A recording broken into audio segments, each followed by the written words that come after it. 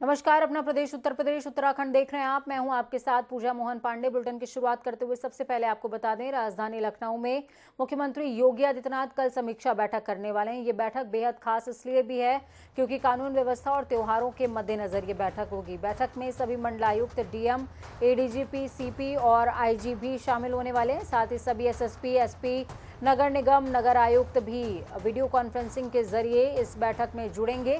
बैठक में आगामी त्योहारों जैसे कि बकरा ईद, कांवड़ यात्रा, सावन मेला के इन तमाम चीजों से जुड़ी हुई विस्तार से समीक्षा की जाएगी। तो वहीं स्वच्छ पर्यावरण स्वस्थ पर्यावरण कार्यक्रम के अंतर्गत आज सूबे में वन महोत्सव धूमधाम से मनाया गया और इसी कड़ी में राज्यपाल से लेकर के मुख्यमंत्री तक सभी ने पौधारोपण किया है। राज्यपाल ने राजधानी लखनऊ और मुख्यमंत्री ने चित्रकूट में हरिशंकरी का पौधा लगाते हुए कार्यक्रम का आगाज किया। ठीक ऐसी तस्वीरें सूबे के अलग अलग हिस्सों से भी सामने आई है। 8 तस्वीरें आपकी टीवी स्क्रीन पर, जिसमें आप देख पाएंगे लखनऊ, चित्रकूट, नोएडा, मिर्जापुर, कन्नौज, बदायूं, झांसी और रायबरेली।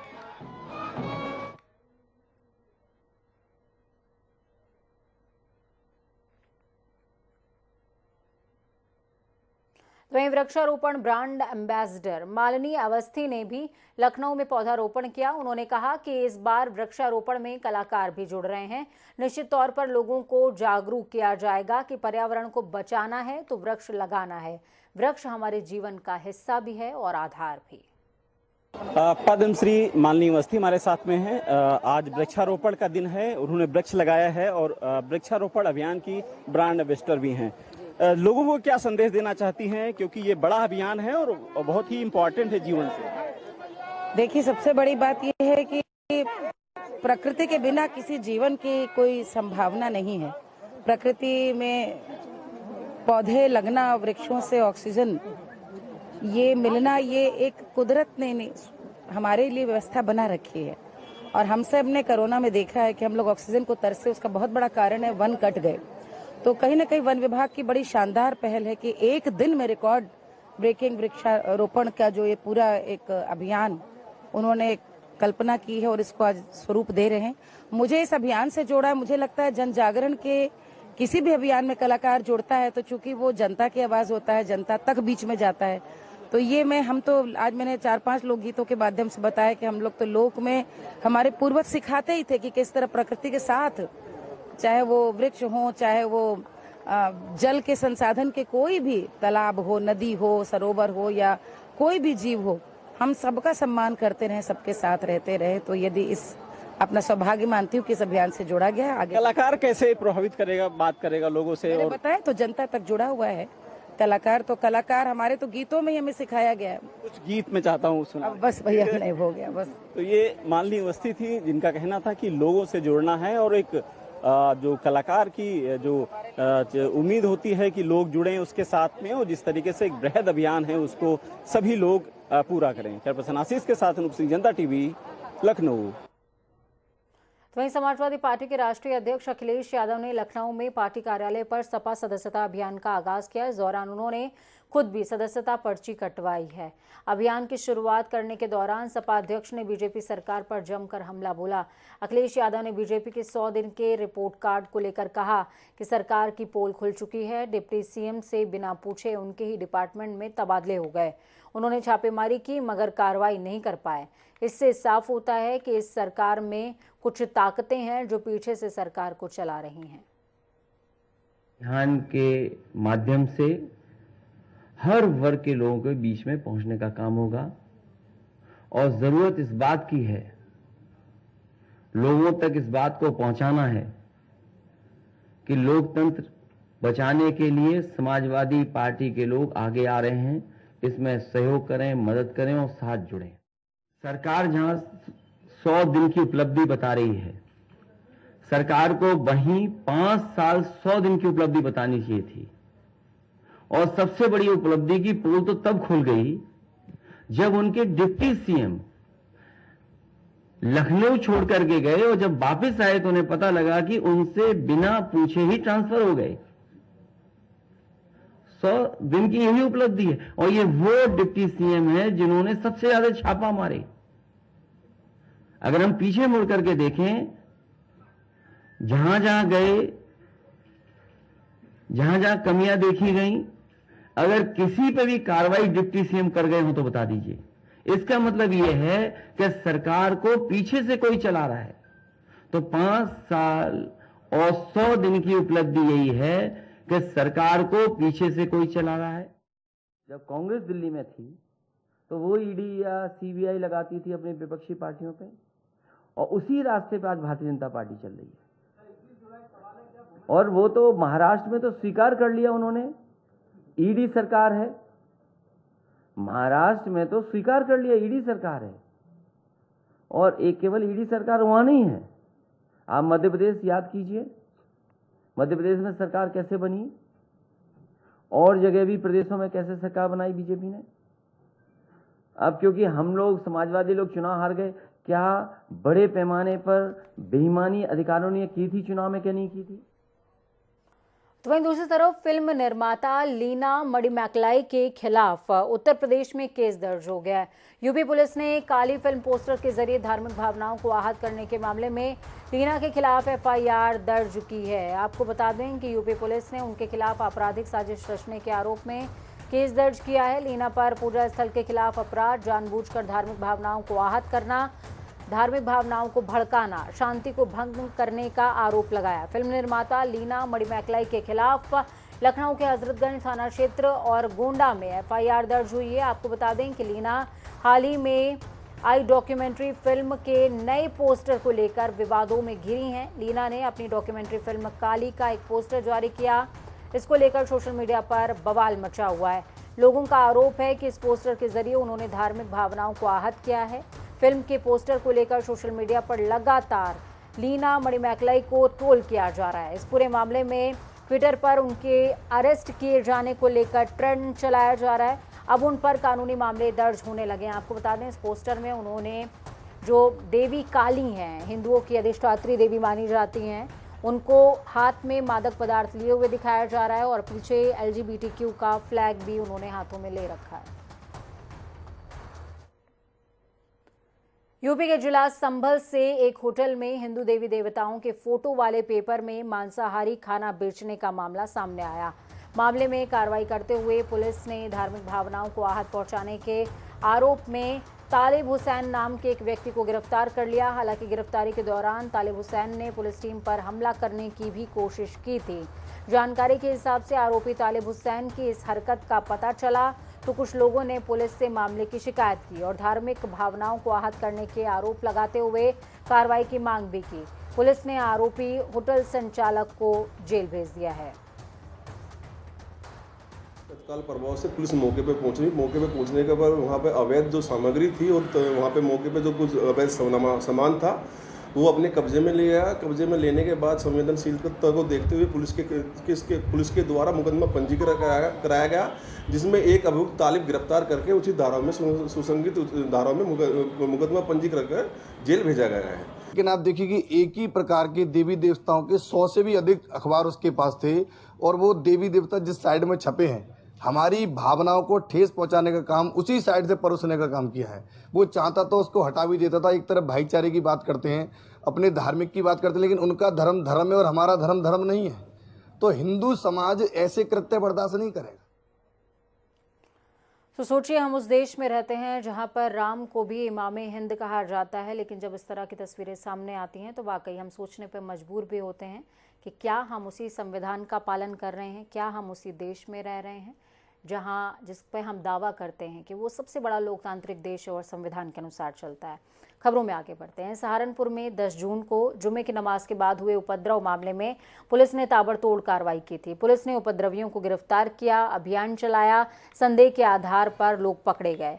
पहले तो इन्हें हवालात में जमकर पीटा गया, फिर बवाल करने वालों को आरोपी बनाकर जेल भी भेज दिया गया। अब फिलहाल अदालत ने जांच रिपोर्ट के आधार पर इनमें से कई आरोपियों को बेगुनाह बताते हुए बाइज्जत बरी कर दिया है। पुलिस प्रशासन ने सीआरपीसी की धारा 169 के तहत उन्हें क्लीन चिट दे दी है। उपद्रव मामले में गिरफ्तार किए गए 8 लोगों को जेल से रिहा किया गया है। ये वही लोग हैं जिनकी पुलिस ने पिटाई की और वीडियो भी धड़ल्ले से वायरल हुआ था। इनमें से किसी का हाथ टूटा है तो किसी के पैर टूटे हैं। इनकी गिरफ्तारी पर बीजेपी विधायक डॉक्टर शलभमणि त्रिपाठी ने ये लिखकर ट्वीट किया था कि ये बवालियों को रिटर्न गिफ्ट है। ये उन्हीं लोगों को रिटर्न गिफ्ट दिया गया था जिनको अब कोर्ट ने बाइज्जत बरी कर दिया है। इन सभी को संदेह के आधार पर गिरफ्तार किया गया था। छानबीन अभी भी लगातार चल रही थी, जिसके बाद सबूत नहीं मिले। इस वजह से कोर्ट ने इन लोगों को बाइज्जत बरी कर दिया है। 10 जून 2022 को जुमे की नमाज के बाद जो कुछ लड़के नमाज से निकले। नमाज से निकलने के लिए बाद नूपुर शर्मा के जो स्टेटमेंट हुआ था प्रॉफिट मोहम्मद के खिलाफ, उसके लिए वो प्रोटेस्ट करने चाह रहे थे, जो कि एक पीसफुल प्रोटेस्ट था। जब वो घंटाघर पर पहुंचे तो पुलिस ने उन पर लाठीचार्ज किया। लाठीचार्ज करने के बाद नॉर्मल है कि जब लाठीचार्ज होता है एक मॉब पर, एक भीड़ पर, तो वो भागती है। तो न्यायालय ने उनको बाइज्जत बरी कर दिया और प्रशासन ने उनके हाथ पैर तोड़ दिए। सोचिए, इज्जत तो मिल गई, पैर हाथों का क्या होगा। खबरों में आगे बढ़ते हैं। सपा नेता आजम खान आज फिर से रामपुर के एमपी-एमएलए कोर्ट में पेश हुए। आपको बता दें कि यतीम खाना और डूंगरपुर से संबंधित 13 मामलों में आज सुनवाई होनी थी, जिनमें से 3 मामलों में चार्ज फ्रेम और बाकी 10 मामलों में डिस्चार्ज एप्लीकेशन और हाजिरी के लिए आजम खान कोर्ट में पहुंचे थे। लेकिन न्यायालय में जज की अनुपस्थिति के कारण कोर्ट की कार्रवाई नहीं हो सकी और अब इन मामलों में अगली तारीख मुकर्रर हुई है। वो तारीख है 8 जुलाई, 12 जुलाई और एक मामले में 15 जुलाई की जो तारीख है वो नियत की गई है। आज डूंगरपुर यतीम खाना से संबंधित 13 फाइलें ऊपर लगी हुई थी, जिसमें 3 में चार्ज फ्रेम होना था और बाकी में डिस्चार्ज एप्लीकेशन और कुछ हाजिरी में थी। एक मामला 2007 का SC/ST एक्ट का लगा हुआ था जो गवाही में चल रहा है। इसके अलावा नीचे की अदालत में मजिस्ट्रेट कोर्ट में 8 फाइल लगी थी जो किसानों से संबंधित थी और लाइब्रेरी में किताब चोरी वाला जो मामला था वो उससे संबंधित थी। कुल मिलाकर दोनों कोर्ट्स में 22 फाइल आज लगी हुई थी। तो सरकारी लोगों पर भी मुकदमे होने चाहिए ना, ये सब हम पे ही होंगे, सब अपोजिशन वालों पर ही होंगे। आजम भाई, जो ईडी ने बुलाया उसको बताएं, थोड़ा सा ABCD जो बुलाएगा जाएंगे, थोड़ा सा बता दीजिए। कुछ नहीं बताएंगे, क्या बताएंगे? कानून व्यवस्था पर कुछ नहीं है तो 150 मुकदमे हैं तो इतनी बड़ी कानून।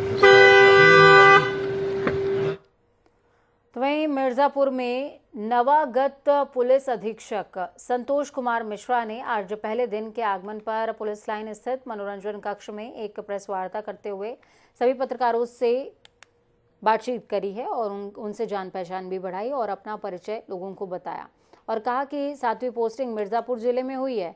इसके पहले गोंडा, शाहजहांपुर, अकबरपुर, बनारस और कई जगह ड्यूटी कर चुका हूँ। वहीं प्रेस वार्ता के दौरान उन्होंने बताया कि अगर कोई दादागिरी से बात करता है तो उससे दादागिरी से ही बात की जाएगी, अगर कोई गोली से बात करता है तो उससे गोली से ही बात की जाएगी। इसके अलावा उन्होंने कहा कि अपराधियों पर नकेल कसने के लिए और भी कई कार्यक्रम किए जाएंगे। इसके साथ ही उन्होंने मीडिया से बातचीत करते हुए कहा कि आप मीडिया वाले लोग भी अपना सुझाव हमको दे सकते हैं।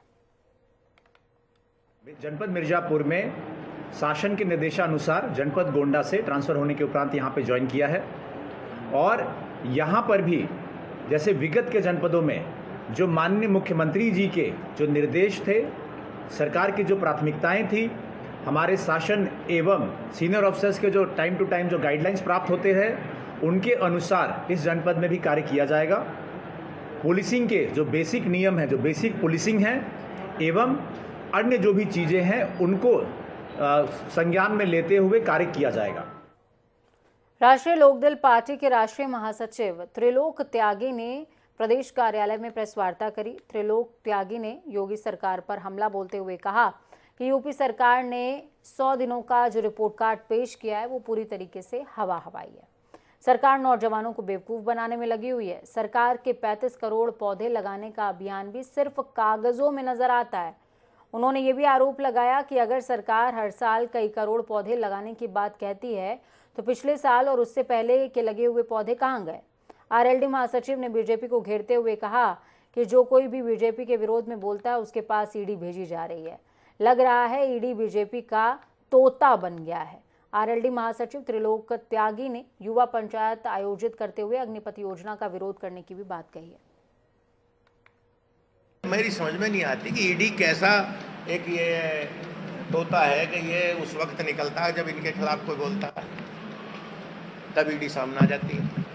ये जो 100 दिन का इन्होंने अपना लेखा जोखा बताया है ना, 100 दिन का लेखा जोखा सरकार ये बताया कि इन्होंने किया क्या है।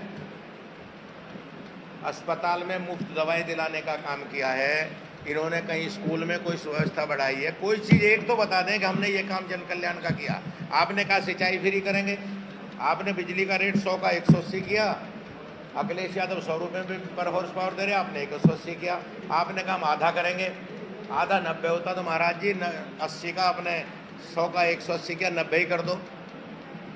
5 साल तो लूट ही लिया किसानों को, अब तो कर दो। तो चलिए खबरों में आगे बढ़ते हैं। बात उत्तराखंड की करते हैं। हरीश रावत ने हाल ही में सहकारिता मंत्री के खिलाफ मोर्चा खोला हुआ था। उनकी नाराजगी फिलहाल शांत हो गई है और उन्होंने सहकारिता मंत्री के घर के बाहर उपवास का कार्यक्रम रद्द कर दिया। उन्होंने सोशल मीडिया पर पोस्ट करते हुए इस बात की जानकारी साझा करी और कहा कि माननीय सहकारिता मंत्री जी, आपने हरिद्वार और दूसरे स्थानों पर यूरिया की उपलब्धि की स्थिति बताई। ब्यौरा मुझे मिल गया है। मैंने नारसन, झबरेड़ा, लालढांग, फेरूपुर, लक्सर और खानपुर में किसानों से भी जानकारी हासिल की है। वहां यूरिया पहुंच चुका है। मेरा आग्रह है कि आप यूरिया, खाद्य आदि की स्थिति पर नज़र बनाए रखिए। मुझे खुशी होगी कि दोपहर की धूप में आपके घर के बाहर उपवास पर नहीं बैठना पड़ा। वहीं पूर्व मुख्यमंत्री हरीश रावत और प्रीतम सिंह के बीच सोशल मीडिया में चल रही जुबानी जंग को लेकर उत्तराखंड की सियासत में सुगबुगाहट तेज है। कांग्रेस की आपसी कला को लेकर प्रदेश प्रवक्ता बीजेपी विनय गोयल ने कांग्रेस पर कटाक्ष करते हुए कहा कि कांग्रेस में आरोप प्रत्यारोप का दौर तो पुराने समय से जारी है। उन्होंने आगे कहा कि कांग्रेस के जन्म के समय से ही ये कला चली आ रही है और इसका नतीजा ये होगा कि कांग्रेस में एक और टूट की कहानी लिखी जाने वाली है। कांग्रेस में ये कलह का सिलसिला नया नहीं है। कांग्रेस के जन्म से लेके आज तक अनेकों बार कांग्रेस में राष्ट्रीय स्तर पर और प्रदेश स्तर पर अनेकों बार ऐसी कलह हुई है और जो कि टूटन तक गई है। मुझे लगता है कि कांग्रेस में एक और नई टूट की कहानी लिखी जा रही है।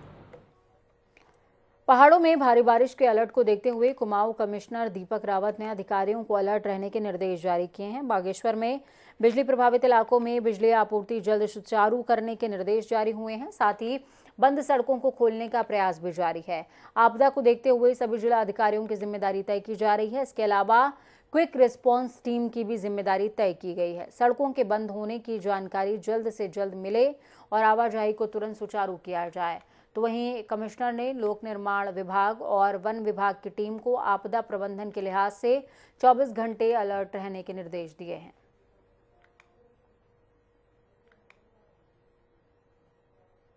तो वहीं हरिद्वार कोतवाली क्षेत्र में एक युवक अपने 2 मासूम बच्चों को गोद में लेकर अपनी गुमशुदा पत्नी रेखा को तलाशने के लिए दर दर भटकने को मजबूर है।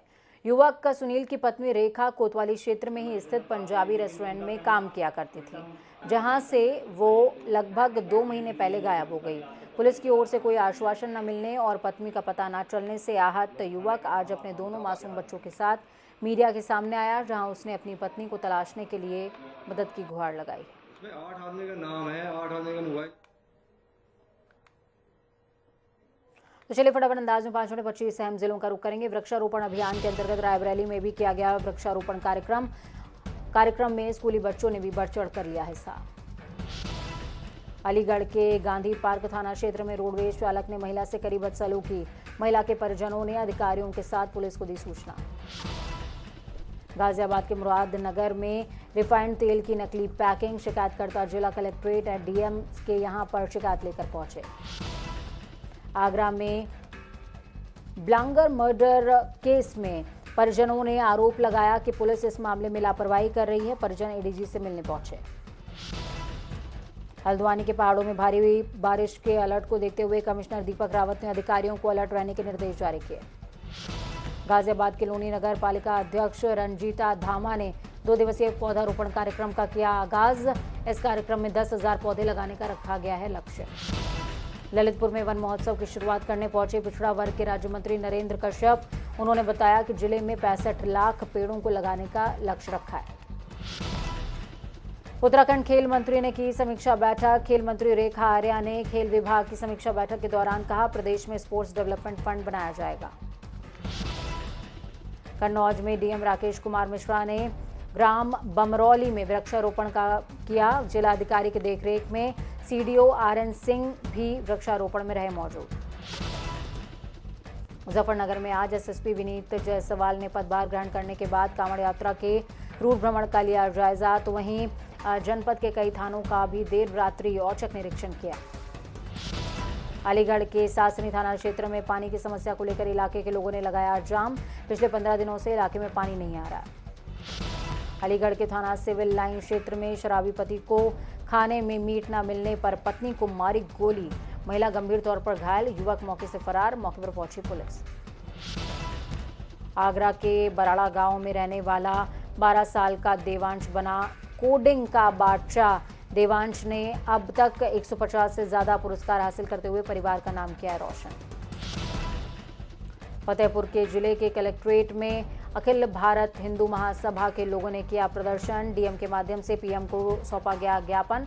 उदयपुर के हत्यारों को फांसी की सजा देने की करी गई मांग। मेरठ सर्किट हाउस पहुंचे संसदीय कार्य मंत्री सुरेश खन्ना। कई कार्यक्रम में हिस्सा लेंगे मंत्री। विधायकों, सांसदों और अधिकारियों के साथ हुई बैठक। आगरा में डॉक्यूमेंट्री फिल्म काली को लेकर हिंदूवादी संगठन का विरोध। मां काली के मुंह में सिगरेट वाले सीन से संगठनों में आक्रोश। फिल्म मेकर के खिलाफ तहरीर देने पहुंचे डिप्टी एसपी ऑफिस। केंद्रीय मंत्री वीके सिंह ने गाजियाबाद के बटालियन एनडीआरएफ के पौधारोपण कार्यक्रम में लिया हिस्सा। इस कार्यक्रम में गाजियाबाद के डीएम, सीडीओ और नोडल अधिकारी, एडिशनल कमिश्नर भी रहे मौजूद। देहरादून में मौसम विभाग ने 5 से 6 जुलाई को भारी बारिश से ऑरेंज अलर्ट किया जारी। प्रदेश में सड़कों और नेशनल हाईवे के बंद होने का भी सिलसिला शुरू। आगरा के एक विद्यालय में बिजली विभाग ने काटा कनेक्शन। स्कूल में बिजली न होने से विद्यार्थी हुए बेहाल। बच्चों का ज्यादातर समय पढ़ने में कम, हाथ से हवा करने में ज्यादा निकलता है। बरेली के बहेड़ी में स्कूल बस को ट्रक ने पीछे से मारी टक्कर। बस में बैठे 5 बच्चे घायल और 2 बच्चों की हालत नाजुक। ट्रक चालक ट्रक छोड़कर मौके से फुचक्कर। मौके पर पहुंची पुलिस जांच में जुटी। अलीगढ़ में 32 डॉक्टरों का हुआ तबादला। ओपीडी संचालक पर होगा संकट। जिला अस्पताल में ऑपरेशन के लिए नहीं है डॉक्टर।